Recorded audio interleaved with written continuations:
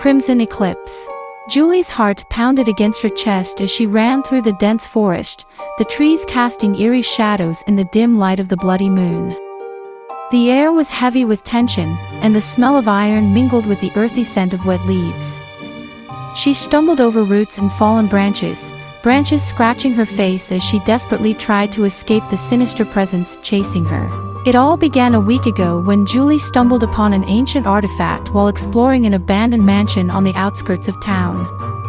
The artifact was said to possess dark powers, and legends spoke of the bloody moon unleashing its malevolence upon whoever dared to disturb it. Ignoring the warnings, Julie took the artifact with her, intrigued by its mysterious allure. But as the days passed, strange things started happening around her. Nightmares plagued her sleep, and she would wake up with inexplicable scratches on her arms, oozing with fresh blood. At first, Julie brushed it off as mere coincidence, but her skepticism turned to terror when she noticed the crimson stains forming on her clothes, even though she hadn't sustained any visible injuries. Panic gnawed at her sanity as she realized that she was somehow connected to the cursed artifact and the legend of the bloody moon. As the sun dipped below the horizon on that fateful evening, the sky turned a haunting shade of crimson, and the moon began to rise, ominous and foreboding.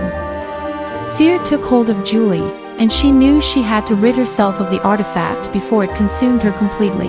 With trembling hands, Julie buried the cursed object beneath the roots of an ancient oak tree, praying that it would break the malevolent connection.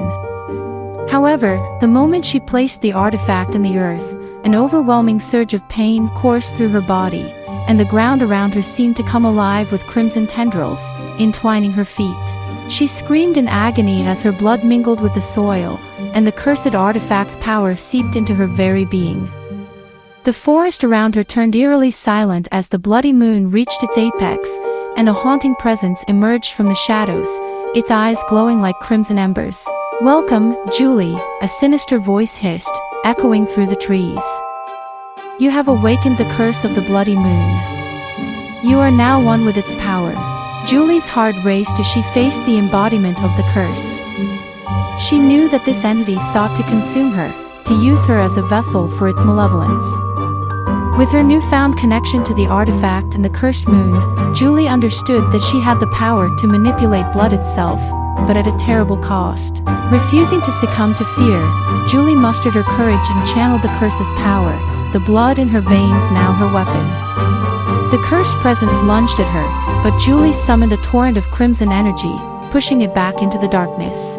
The forest came alive with violent winds and chilling whispers as Julie fought for control. She had to find a way to break free from this malevolent force. If she didn't, she would forever be trapped in a nightmarish existence. Days turned into nights as Julie honed her newfound abilities, seeking guidance from ancient tomes and the remnants of forgotten rituals. But every step she took towards liberation seemed to strengthen the curse's grip on her. As the bloody moon rose again on the eve of her transformation, Julie knew it was now or never. She ventured deep into the heart of the forest, following an ethereal trail of crimson light that led her to a forgotten temple hidden within the shadows. The temple's walls were adorned with grotesque depictions of the bloody moon, and the air was thick with ancient magic. Inside, she found a pedestal, upon which lay a ritual dagger adorned with ruby stones, pulsating with a power akin to her own. With trepidation, Julie took the dagger into her hands, its warmth embracing her as if recognizing her connection to the cursed moon. She knew what she had to do.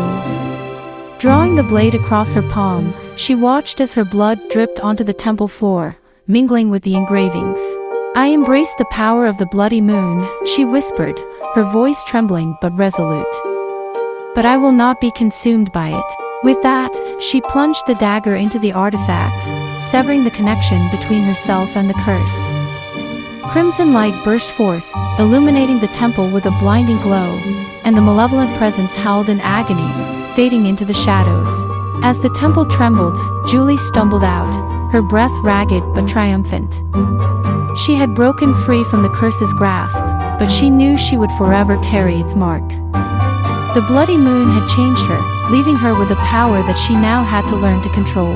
In the end, Julie became a protector of the cursed artifact, ensuring it would never fall into the wrong hands again. She knew that the power of the bloody moon was both a gift and a curse, and she vowed to use it wisely, never letting it consume her humanity. And so, Julie walked away from the haunting forest, her destiny forever entwined with the crimson eclipse of the bloody moon.